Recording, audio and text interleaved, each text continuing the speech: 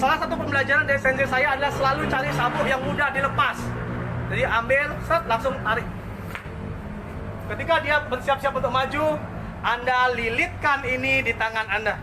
Tujuannya apa? Tujuannya adalah untuk memastikan tangan Anda tidak kena sayat. Minimal kok kena sayat nggak robek lah. Dan Anda siap-siap berikan tangan ini ke lawan. Ini yang paling sederhana sekali. Salah satu pembelajaran yang pernah saya terapkan juga di pengalaman saya zaman dulu, di zaman jahiliyah dulu. Ketika ketemu orang yang pakai pisau dan saya tidak bawa apa-apa, minimal saya punya sabuk. Makanya tolong beli sabuk yang cukup kuat untuk menahan pisau. Saya akan berikan pisau saya, tangan saya ini ke, bukan bermaksud memberikan, tapi jaga-jaga seandainya pisau ini akhirnya kena tangan saya. Sehingga ketika dia main pisau, saya akan seperti ini. Sehingga ketika dia nyerang, nggak kena sih pisaunya kan.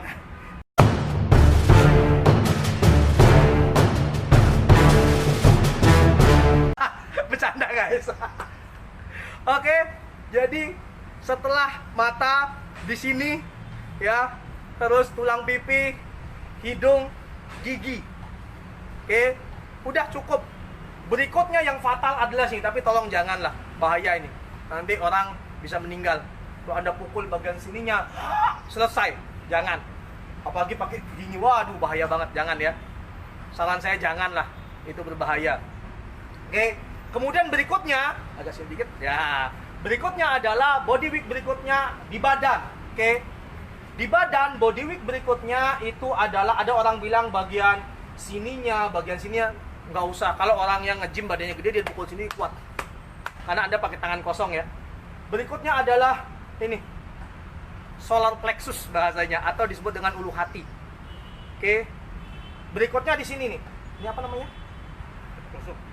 Ya, bagian sini nih, ya. Apa lupa saya? Liver shot. Ya, liver shot ini namanya. Tapi liver shot itu mukulnya itu dari samping seperti ini. Ini bisa, ini belum kena rusuk, ini liver shot, ini bisa kena. Ini bisa, jadi kalau Anda dapat dari samping arahnya, ini bisa tengah, sini bisa. Kemudian berikutnya adalah rusuk. Rusuk yang paling menggelikan, nah itu adalah rusuk bagian sini nih. Ini dipegang aja geli banget. Sehingga ketika dia seperti ini, mukul rusuk di sini, wah ini berbahaya sekali. Oke, pokoknya bagian rusuk ini semuanya berbahaya. Ya. Berikutnya adalah jangan pernah mukul perut. Kalau orang biasa sit up dipukul ketawa, apalagi dia six pack gitu kan. Anda pukul dia gini nih. Yo. Jangan pukul perut, karena itu berbahaya.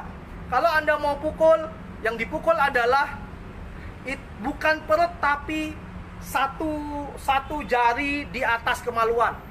Itu berbahaya, karena ini area organ. Oke, area organ. Berikutnya adalah kemaluan, tentu saja kan. Berikutnya adalah kemaluan. Nah, setelah itu turun ke bawah, yaitu jangan pernah nendang paha. Oke, nendang paha untuk orang yang terbiasa berlatih bela diri, dia akan sangat kuat dan bercanda. Apalagi nanti kalau diubah lututnya gini sehingga Anda nendang lutut, jadi berbahaya. Jangan pernah tendang paha. Yang harus dilakukan ketika street fight adalah tendang lututnya. Lutut bisa dari samping, bisa dari depan, ya bisa dari belakang ya. Tendang lututnya. Dan berikutnya yang terakhir, masih ada dua. Yang berikutnya adalah pergelangan kaki, ankle-nya. Dan yang terakhir adalah telapak kakinya diinjak. Oke guys, jadi ini body weak point manusia yang harus kita pahami. Tujuannya apa? Tujuannya bukan untuk menyakiti lawan. Tujuannya adalah untuk meminimalisir kemungkinan kita cedera guys. Jadi kalau kita bisa pas ngenain body weak point itu, maka pertarungan hanya terjadi dalam waktu 2 detik atau 3 detik. Ketika 3 detik kita bertarung, kemungkinan kita kena akan jauh lebih sedikit dibandingkan kita harus fight selama 1 menit. Apalagi fight sampai 5 menit, itu bahaya. Karena dalam fighting itu pasti ada kemungkinan kena pukul. Kalau kita bisa lakukan itu dalam 2 detik, 1 detik, maka yang terjadi adalah kita akan lebih sehat. Oh, sini ada yang komen, nggak tahu, kayak ada masalah. Tadi ada yang cering, ada yang komen di ini. Oh gitu. Karena di sini komennya nggak kelihatan. Ada yang nanya? Senjata tajam. Senjata tajam, oke. Oke guys, belum selesai kita guys, sabar. Senjata tajam ya, tolong dibantu senjata tajam ya. Oke, nanti kita akan bahas senjata tajam. Berikutnya adalah switch on, kita harus menjadi inferior. Ini yang penting guys. Jadi orang sering merasa bahwa ketika kita street fight kita harus kelihatan gagah gitu kan. Justru itu mental yang salah. Ketika Anda street fight, Anda harus misalnya udah masuk stage 3 ya. Kalau stage 1 intimidasi itu boleh. Boleh Anda kelihatan lebih wah gitu kan. Kondisi 2 boleh. Tapi ketika kondisi ketiga kita switch on melumpuhkan lawan, justru struktur mekanis kita harus terlihat inferior. Aneh ya? Kenapa guys? Kalau kita terlihat inferior, maka lawan tidak akan waspada dengan kita. Itu mindset psikologinya. Sehingga ketika kita fight seperti ini, jangan langsung, ini orang waspada nih dengan kita. Kelihatan waspada. Tapi santai aja. Kelihatan seperti kita tidak ingin berkelahi, ya. Kita tidak ingin fight, tapi kita ready. Gunakan yang nomor 2, selalu siap itu. Sehingga kalau kayak gini nih, ini makin nafsu nih buat nyerang kita nih. Dia nafsu buat nyerang kita. Sehingga kita, ketika dia nafsu, ketika orang emosi, maka disitulah awal mula di mana mereka akan melakukan kesalahan. Karena dia tidak waspada. Sehingga kita seperti ini ketika dia nyerang, enggak bang, tenang aja, tenang bang. Nah. Ini. Jadi itu kondisinya. Oke, selalu terlihat inferior. Justru kalau kita fight nggak boleh kita terlihat wah gitu. Nggak usah. Justru malah kelihatan biasa aja. Justru malah kelihatan kayak kita tidak ingin berkelahi. Melemah. Kelihatan melemah sehingga orang makin nafsu buat nyerang. Wah, ini orang nggak bisa berantem nih. Apalagi gaya yang orang yang tidak pernah berantem kan kayak gini nih. Ya gitu kan. Wah, ini enak banget nih kita. Enggak. Oke. Udah cukup. Begitu dia sikat, langsung pam, langsung sikat aja.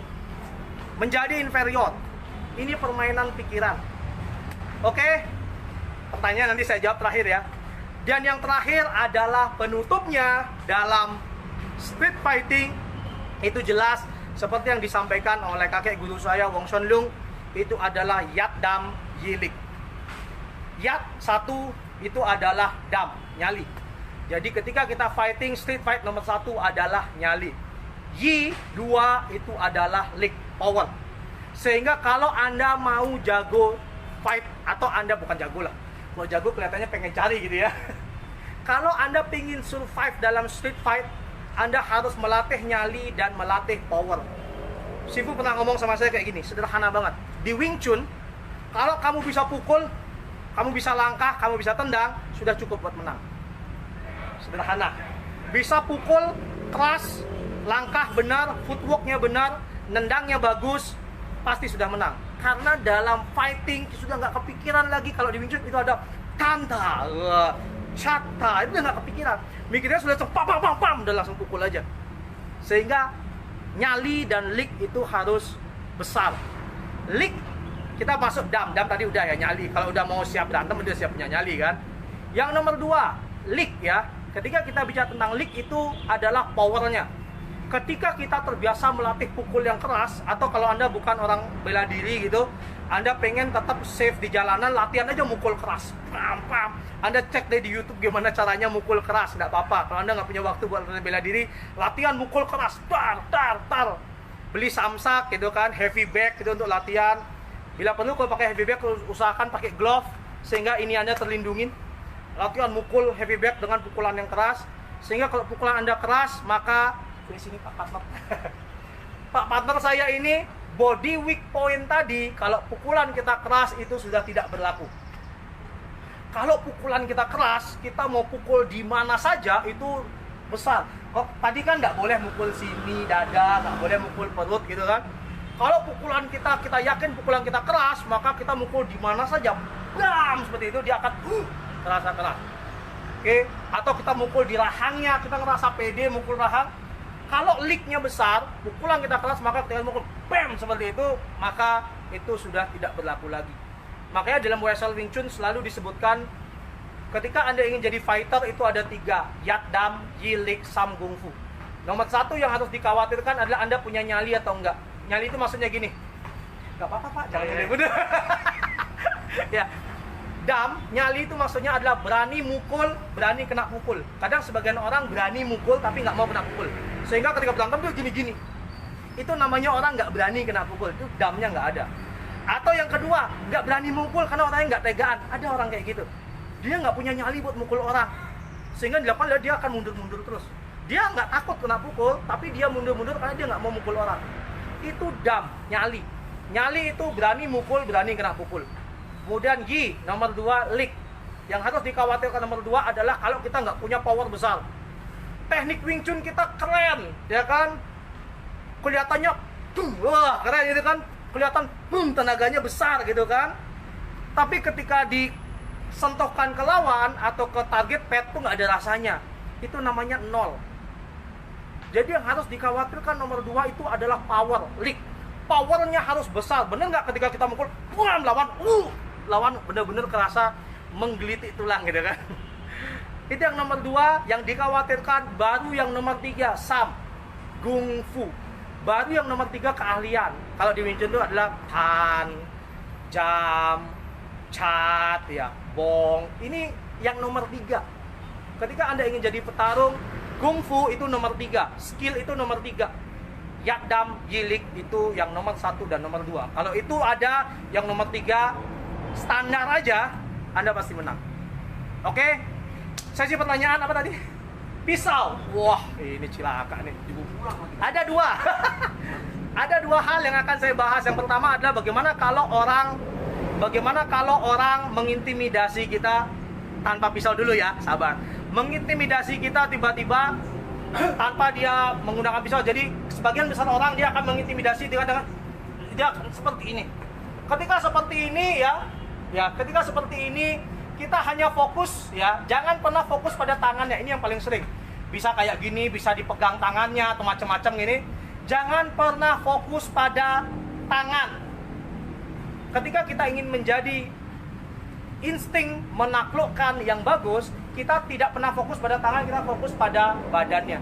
Sehingga ketika dia seperti ini, seperti ini, jangan kayak gini-gini. Apalagi kalau kita ditembok kan, jangan fokus pada tangannya. Pelajari body mekanisnya. Sederhana, ketika Anda dicekek seperti ini, yang Anda lakukan adalah tangan ini. Orang sering mengatakan seperti ini. Ya kalau tangannya kecil, kalau tangannya gede.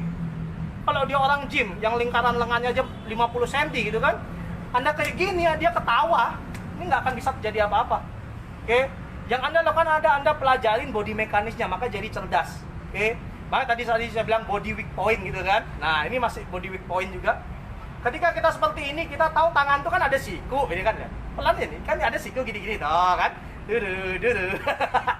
Nah, ketika kita tahu siku bisa diginikan, mau dia tangannya gede juga kayak gini, jangan fokus pada melepaskan tangan, fokus pada ini loh. Kalau dia dekat ini nggak usah dipikirin, pukul aja langsung. Gampang kan?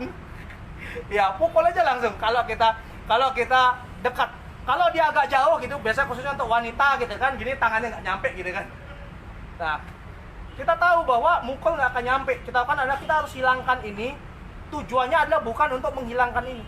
Tujuannya adalah menghilangkan ini untuk mukul. Jadi target utamanya bukan menghilangkan serangan, tapi mukul. Tapi untuk bisa mukul kita harus hilangkan serangan. Dan kita tahu ini tangan bisanya diginiin. Kalau diginiin dia kuat. Apalagi dia agak nekuk kayak gini, diginiin dia kuat nih. Bagi dia nahan. Yang tahu kan kita gunakan aja ini body mekanis manusia. Tidak bisa dibohongin, body mekanis manusia memang kayak gitu. Ketika dia kayak gitu, turunin aja tangannya gitu.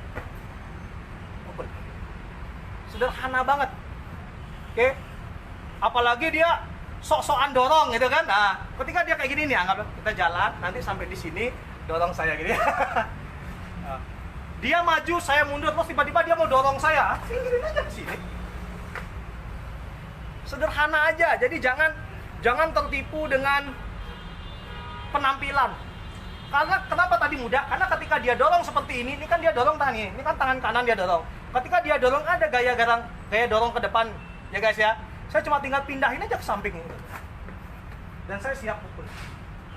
Sederhana banget. Oke? Itu kalau yang normal yang biasanya terjadi dalam kondisi tanpa senjata. Nah, berikutnya adalah tiba-tiba dia menggunakan ini yang cekek tangan buang. Yang nanya nih siapa sih namanya? Proses. Hah? Proses. Mas yang nanya ya. Pisau gitu kan. Nomor satu kalau Anda ketemu orang lawan pisau, nomor satu adalah lari. Jangan gaya ketika ketemu lawan yang pakai pisau gini, jangan gaya langsung wah, seperti di film kungfu gitu kan, atau seperti di film anjir kita. Seperti dulu, saya pasti bisa. Ketika Anda ketemu orang menggunakan pisau, ya, Anda harus berpikir mencari sesuatu. Minimal, guys, minimal. Ini pembelajaran dari sensei saya. Sorry, bukan mau buka celana ya guys. Ini mau buka sabuk. Minimal ketika ada orang menggunakan pisau sama kita, ini ilmu yang luar biasa dari sensei saya dulu ketika saya berlatih karate. Yes, buat teman-teman karate, saya juga anak karate, saya karateka, os. Oke. Salah satu pembelajaran dari sensei saya adalah selalu cari sabuk yang mudah dilepas. Jadi ambil, set, langsung tarik. Ketika dia bersiap-siap untuk maju, Anda lilitkan ini di tangan Anda. Tujuannya apa? Tujuannya adalah untuk memastikan tangan Anda tidak kena sayat. Minimal kok kena sayat nggak robek lah. Dan Anda siap-siap berikan tangan ini ke lawan. Ini yang paling sederhana sekali. Salah satu pembelajaran yang pernah saya terapkan juga di pengalaman saya zaman dulu, di zaman jahiliyah dulu. Ketika ketemu orang yang pakai pisau dan saya tidak bawa apa-apa, minimal saya punya sabuk. Makanya tolong beli sabuk yang cukup kuat untuk menahan pisau. Saya akan berikan pisau saya, tangan saya ini ke, bukan bermaksud memberikan, tapi jaga-jaga seandainya pisau ini akhirnya kena tangan saya. Sehingga ketika dia main pisau, saya akan seperti ini. Sehingga ketika dia nyerang, nggak kena sih pisaunya kan. Tapi jaga-jaga, seandainya kena bagaimana gitu kan. Dan berikutnya, ketika ketemu orang pakai pisau, jangan pernah berpikir untuk melepaskan pisaunya. Itu cuma ada di film guys. Yakin itu cuma ada di film, beneran. Ketika ada pisau seperti ini kan, iya, jangan pernah berpikir untuk ketika dia pukul, wah gitu kan. Terus gimana tadi ya? Saya sampai nggak tahu caranya. Entah ada yang diginikan dan disemakan gitu kan. Karena pengalaman saya 5 tahun di dunia jahiliyah. Iya, saya sempat 5 tahun menjadi profesional bodyguard gitu kan. Kami tidak pernah dilatih untuk melepaskan pisau atau dilatih untuk yang namanya mengambil pisau lawan. Yang dilatih itu adalah ketika ketemu sama orang yang pakai pisau, yang kita lakukan adalah kita saya akan pegang pisau dan ini akan saya sikat tar sampai dengan ini lepas. Oke. Saya akan lakukan segala cara untuk megang ini karena ada kemungkinan boom ketika dia akan pindah gerakan pisaunya, lihat.